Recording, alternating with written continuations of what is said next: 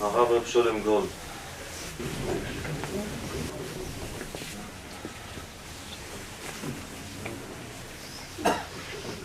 What's happened?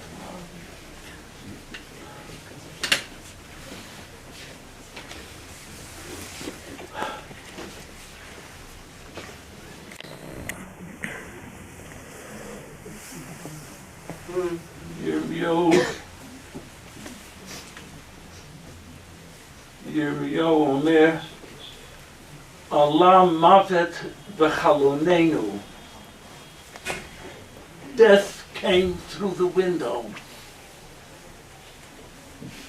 Quickly, total surprise. Never anticipated. That's tragedy. That's tragedy. Allah maves bechalonenu. In a personal way for the family and for Harnofi. It's a Re'idat Adama, it's an earthquake. There goes Debbie. Debbie was a pillar of Harnof and of her family. What's it? Eza, what a very special woman. What a very special woman Debbie was. At Bela's funeral, I said, I quoted the pasuk, Ad shakamti devora, shakamti ein b'Yisrael. Devora, who was a Neviah, she was a commander-in-chief of the armies of Israel. She was a judge. She could have prided herself on being such an unusual and outstanding person, greatness in so many areas. But what she chose to say about herself was, Ad shakamti devora, shakamti ein b'Yisrael. She was a mother to her children. She was a wife to Gershon. They.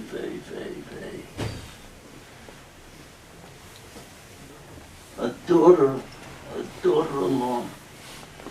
She was a balas chesed of the highest order. There are so many things that happened in Harnof only because of Debbie Markowitz. Debbie Markowitz. I know that Bela had a great deal of respect for her and liked her. I think they taught each other embroidery or who knows what, all sorts of talents. She was tremendous in many, many areas. It's so difficult at this point to digest what has taken place in the last few days. And Gershon, it's not going to be easy. What you're going to need, nobody is going to be able to tell you how to deal with it.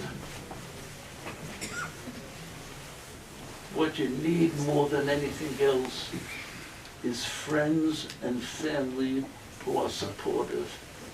That's going to do more than a minor chazal or a bracha from our Rebbe. What you need is people who will be there for you when you need it. Just like Debbie was there for so many others. She was a big balas chesed. She was a wonderful mother. She was, her parents must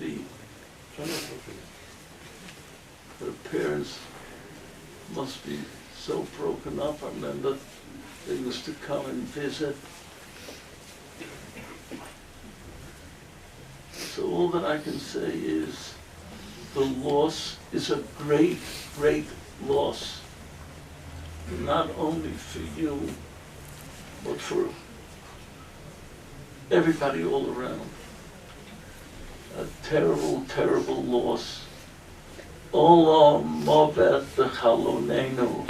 And who was it that was taken from us? An Aim B'Yisrael. An outstanding woman. She should be a Melitza Yosha for Gershon. For the boys, for the girls. The Einikla, thank God she left behind a tremendous, tremendous family. And then her mother-in-law and her parents, all of you need a nechama. You don't say that the Rebbeinu should send a nechama. You don't say that you should have that group of people around you who will be ready to support and to help. You're going to need help. You're going to need help. I think everybody needs help. We're not really capable of dealing with something like this all alone. I don't believe that anymore.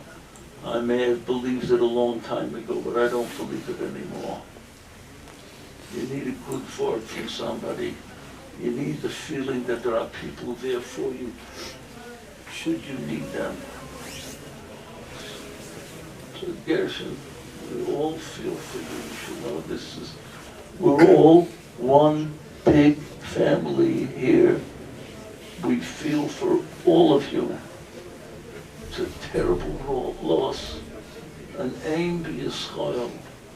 Olam Moves B'Chaloneinu.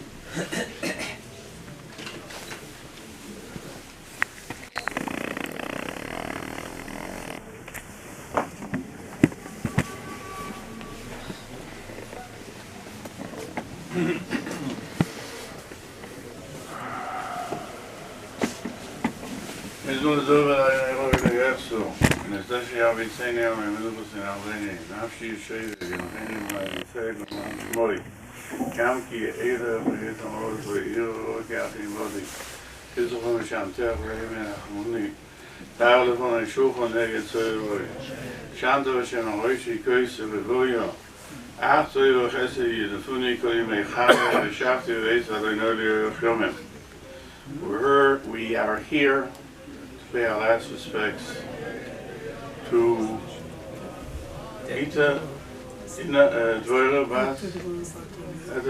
Bas Eliezer. As you heard, I don't know what I can expand on what Rabbi Goldstreet said, but she passed away at a time when you could say when we're preparing for Shabbos, and also at a time when Eishes Chayil is recited. Eishes Chayil means it's something that people that haven't achieved full marital bliss can't realize. And Isha Mesa Labalo, the woman dies to her husband in a very unique way, that there is an association between the two, especially as you heard, when they do chesed, they do everything together in one part, as HaKadosh Baruch Hu wants it to be. We were zerchev to that in Hanov, and I just want to say a story that I heard of Sfas Emes, who in a second marriage married a woman who had a daughter. She had subsequently children as well, and one of the children became sick, and she came to the Sfas Emes, this stepdaughter, to ask him to pray for her daughter, for her child to become well. And the Sfas Emes didn't answer, which usually was not a good sign. And she left, she cried, she said Tillim. She came again, and again the Sfas Emes did not reply. Finally, the mother, the wife of the Sfas Emes, came to the Sfas Emes and said to him, why isn't he answering her? So he said, you don't have to worry, the child will be fine. So he says, why do you tell her that? So he said, because the HaKadosh Baruch Hu wants the tears and the tefillos of a mother. And Ein B'Yisrael, if you want your children to grow up the way they should be, the way you want them to be, the way HaKadosh Baruch Hu expects them to be, then it's the mother who instills that in the house, instills it in the bias, is the one who is there, as Shlomo Zalman Zatzal once came to his home, and he was being driven at an older age. He couldn't refuse the assistance, and as he got out of the car, his wife was no longer alive, and he began to put his jacket on and put his buttons and everything in order, and his wife and the driver said, "Oh, you have guests, I'm not going to bother you." She said, "I don't have any guests." So he says, "Why are you preparing yourself? Usually a person comes home, they take off their garments, they loosen up a little bit, and you're becoming stiffer." And he said, it's because it says, "Ish v'isha zochu shchina shora b'neim." I'm going into a house where the shchina is. His son was living there with his wife, so helping him. And he said, "I know the shchina is here. The shchina is there," as the Zohar says, only the shchina dwells only on a zoch and a keva, on the happiness that's created in a home. What can I say to Rav Gershon and to his family, except that they all know what she wanted of them. Her upbringing was one that asked them to continue the golden chain that Klal Yisrael has. We can only hope that she will intervene on behalf of the family, especially for her husband, and everyone else in the family, that they should be able to continue in the ways that she wanted them to have, and that they do it presently. We should be zechu b'ilo amovis lo netzach u'moha Hashem onikim dim me'akol ponom v'noim ha'omein.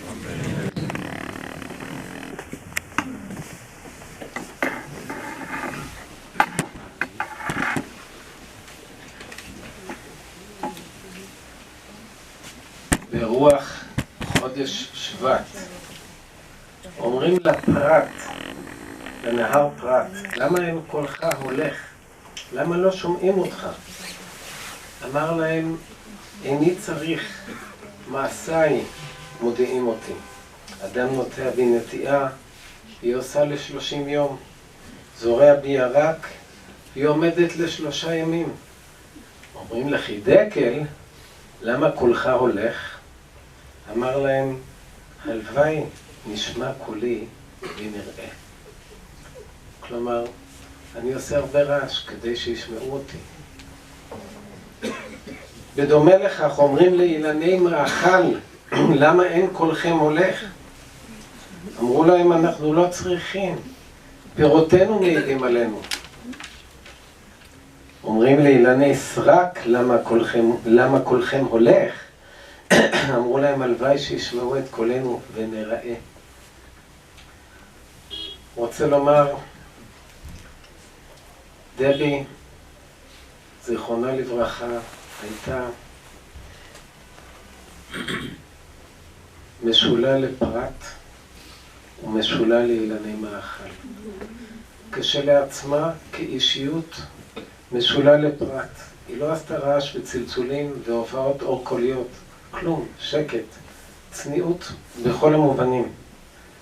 אבל גם לא היה צורך, כי מעשיה הודיעו אותה. והיא הייתה מלאה מעשים טובים. זה עד כמה שנוגע לאישיות שלה, אבל עד כמה שנוגע לאשת משפחה. אומרים לאילני מאכל, למה אין קולכם הולך? גם זה לא היה צורך. יש לה משפחה מפוארת שממשיכה אותה. היא פשוט לא הייתה צריכה לעשות שום קולות וצלצולים. האישיות שלה באה לידי ביטוי דרך מעשיה ודרך משפחתה. מבחינה זאת, כמו שנאמר, זאת גם ההלוויה של הבית המופלא הזה, של השכינה שהייתה שרויה, וכולם הרגישו אותה. בין גרשון, להבדיל בין החיים לחיים, לבין דבי.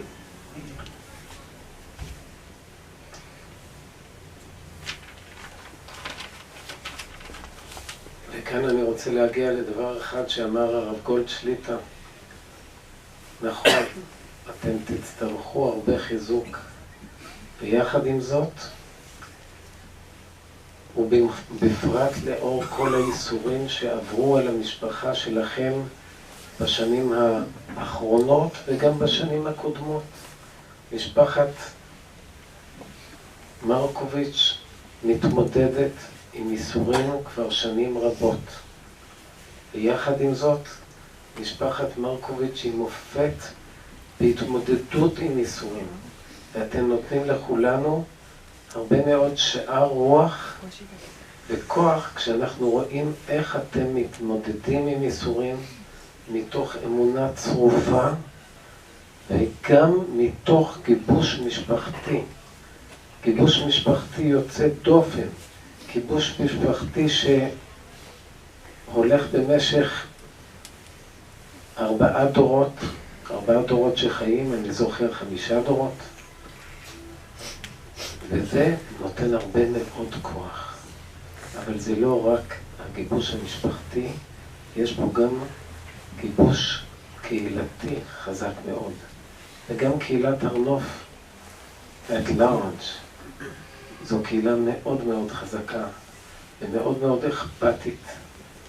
ומכל אלה, הקדוש ברוך הוא ייתן לכם הרבה נחמה והרבה כוח, יהיה רצון שירעיף עליכם שמחות, שיתנו לכם כוח להתמודד עם כל האיסורים האלה. אמן.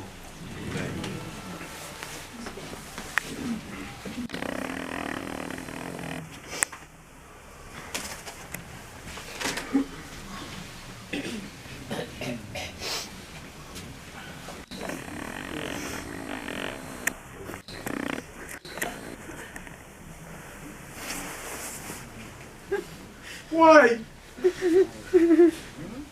Not fair for my kids, my grandkids. Why do my boys have to go through this? Lady, Dan, Gaetano, Benjamin, David, Shifra, Nadav, Batchen, Gilad, Meir, David, Shapir, Michael, Linnea, Nathan, Natasha, Amma, Abigail, Jonathan, Shani, Elimelech, Rivki, Chaim. After loved you all with all of her heart. It's sudden and shocking this year that we're even standing here tonight. We must have complete amunah and not question HaKadosh Baruch Hu's plan. Debbie,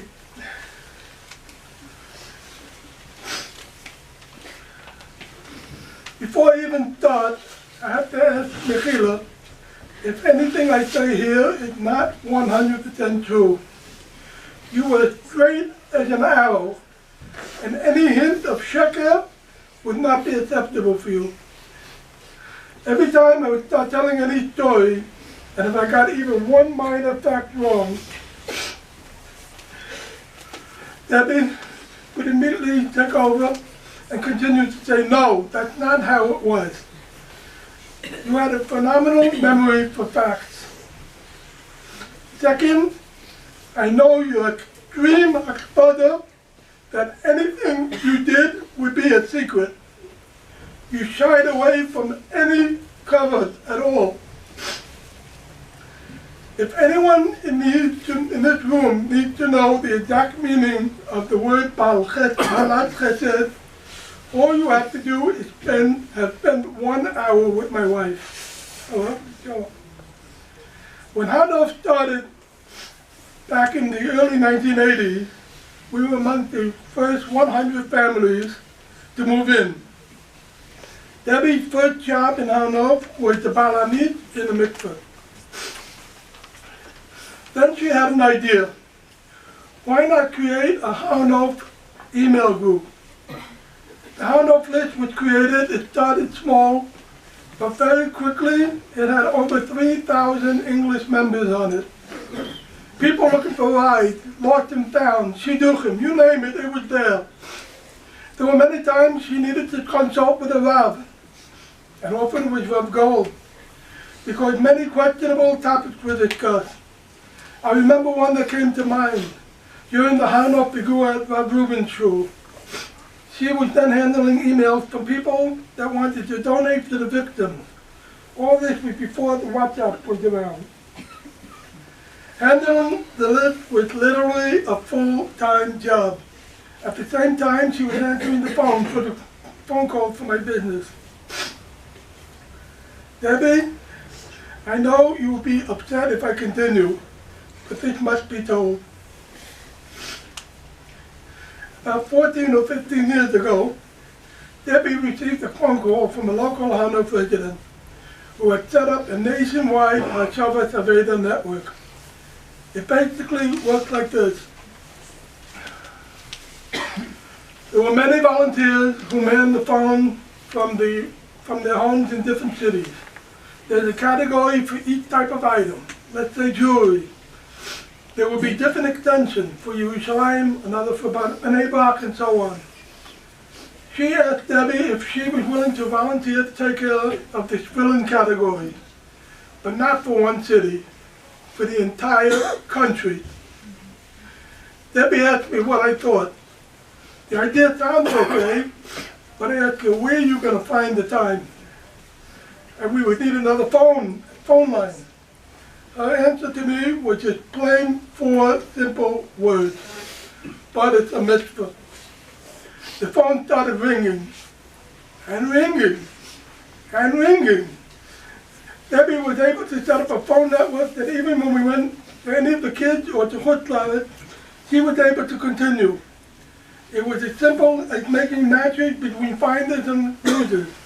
She mamish became a detective, attempting any means possible to make matches using any external means possible.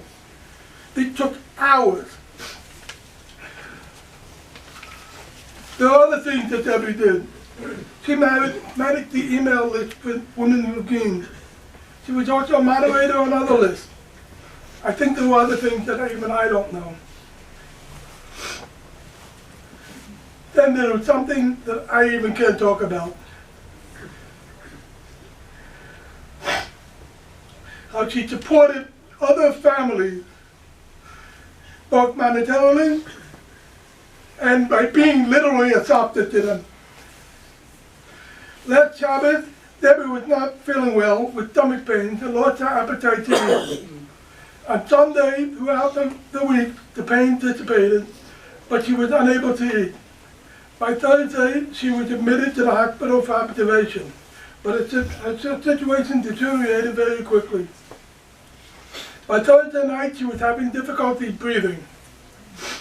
All through all this, she was still struggling to maintain her routine of approving messages and the like. At 11 p.m. on Thursday night, the phone literally dropped out of her hand and she deteriorated rapidly. 3 years ago, at the start of the current Daf Yomi cycle, Debbie saw an ad in the Mishpacha magazine for Reb Eli Stefanski's Daf Yomi. She got me to join with her. Every day, 7:15 a.m., she closed everything up around us for the Shia. And she kept up that schedule religiously. The last thing on Debbie's laptop screen at home is the pause screen from the Daf Yomi Shia. When Debbie was hospitalized, a little over a year ago, during my father's Levaya Shiva, the doctor came in and asked why she was so busy all the time on the laptop. She didn't answer them. They didn't know. She was literally a chesed factory. My kids, Baruch Hashem, have followed and accepted in their individual ways of doing chesed, one way or the other. My request to them and to everyone else here is to take a deep breath and see if you can take on the chesed project in our schools. Debbie, may you be many thanks for this whole family and Klal Yisrael.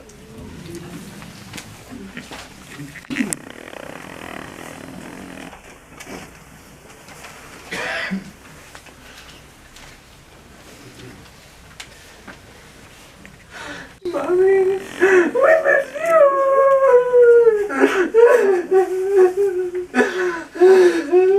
You were still so young. Too soon. You loved seeing all the grandchildren. You're not going to be there for all the rest of the month. The bar mitzvahs and the weddings. It would all be without you. You were always all so proud of us. And we knew it. We knew how proud you were of us. When we walked back into the house this Friday, it was so hard to see it without you. Everywhere we looked, there was things that were reminded of you.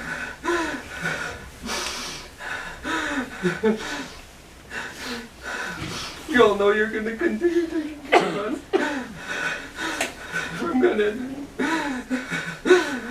We're all so fortunate that we were able to be around you on our Shabbos.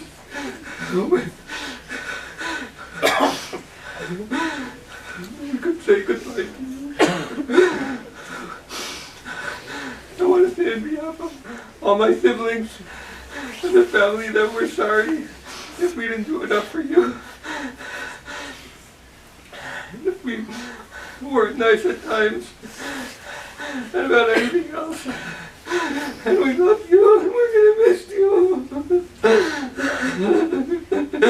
Goodbye, Mommy.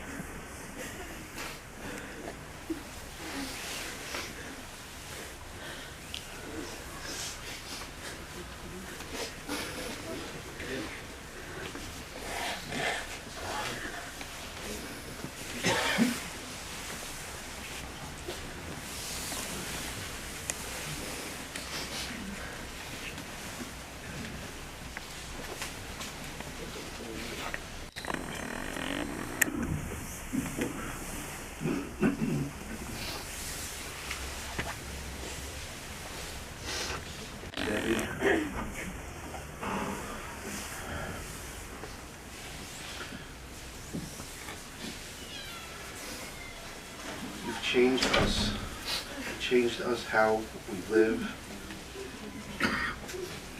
and how we relate to each other. You've taught me, you've taught my wife what it means to be a pillar in a family. It means to support your family and be there for one another. There was never a time when we needed you, that you weren't available, that you didn't make yourself available.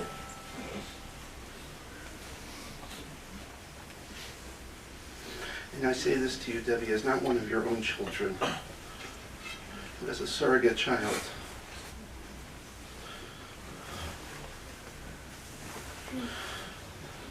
The news of your passing hit my kids, hit my wife, hit me harder than a ton of bricks. Being Balas Chesed. I may not truly fully understand how much you've done for us in the greater community as a whole. But we all are missing something now. something that we'll never be able to fully replace.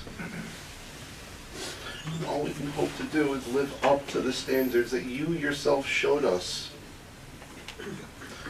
and that you held on to tightly. Debbie, we miss you.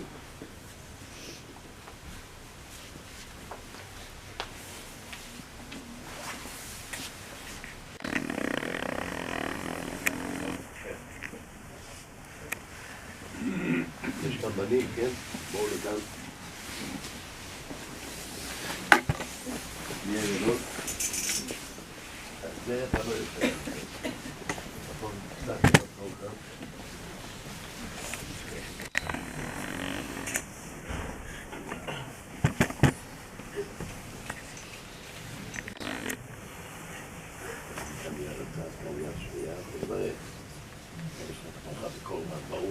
ברוך אתה אדוני אלוהינו מלך העולם דיין האמת.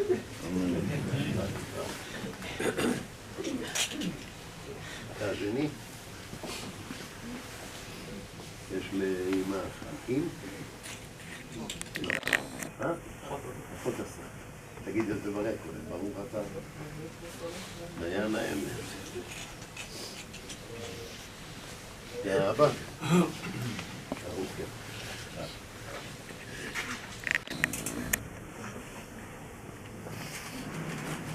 הזמנתם מסע? לא, לא מתפתים. לא הזמנתם מסע. לברך קודם, ברוך. דיין האמת, עם היד הזו. עוד טיפה, זהו. את זה? לא, ניתן לי לבד, אני מסתכל. אתה רק בגין אחד.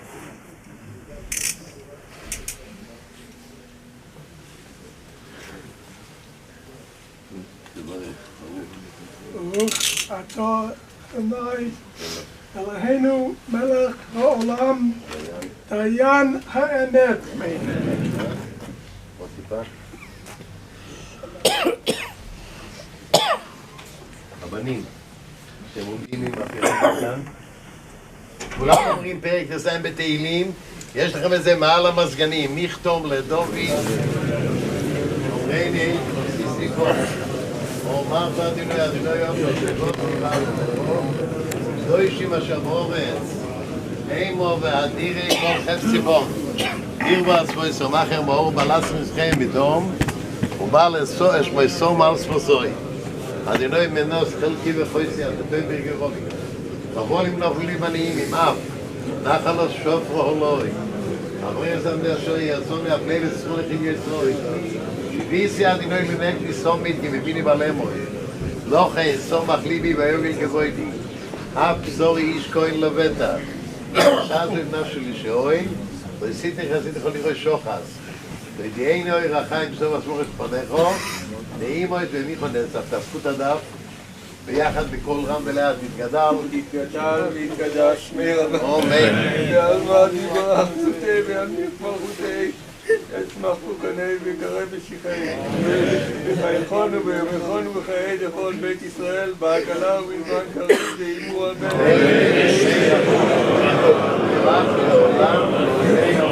יראה שמי רבה מבורך לעולם ולמי הלמיה יתברך וישתבח ויתפאר ויתרומם ויתנשא ויתהדר ויתעלה ויתעלן שמי דקודשה בריחו לעילה מן כל ברכתה ושירתה שהושבחתה ונחמתה דאמירן מעלמה ואימו אמן יהא שלמה רבה מן שמיה וחיים טובים עלינו ועל כל ישראל ואימו אמן עושה שלום ממרומיו ויעשה שלום עלינו ועל כל ישראל ואימו אמן 4 פעמים צריכים להגיד את הקדיש הזה עוד, כן?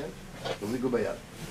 הלוויה יוצאת למערב הר המנוחות, גוש מערב הר המנוחות. כשמגיעים ברחבה הגדולה, נכנסים איפה שהחידו הקדוש קבור, וכשם נוסעים עם הכביש עד למקום הקבורה. תשתדלו מיד להיכנס לרכבים שאנחנו יוצאים, ויש מחסום נפתח, אנחנו נוסעים ביחד בשיירה. לפי מנהג ירושלים, נשים לא יוצאות לבית הקברות. תחזיקו את הקדיש ביד, בואו נצא. שחי בבית האבל מחר בבוקר ב7.